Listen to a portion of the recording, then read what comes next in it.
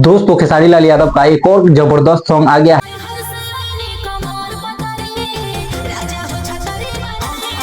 है। जबरदस्त गाना है, सुन के मजा आ गया। जिसको नाचने नहीं आता है वो लोग भी ये गाने सुनने के बाद नाचने लगेंगे।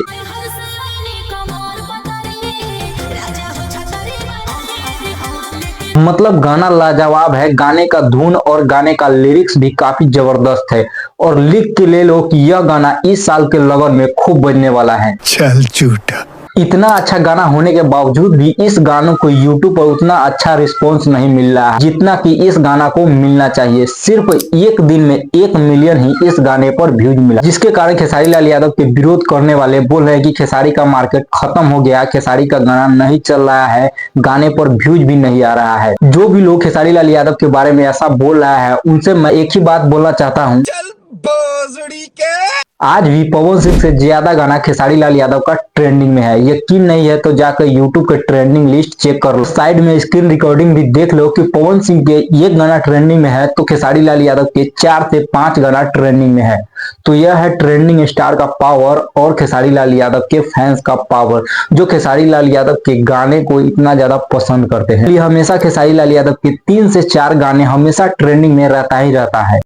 बात तो सही है। तभी तो लोग इनको ट्रेंडिंग स्टार कहते हैं, जलवा पैदा करने की मशीन कहते हैं। हमारे पौवा स्टार के जैसा नहीं है खेसारी लाल यादव, 1 महीना में 1 गाना लाए और पौवा मारकर 1 महीना तक सो गए और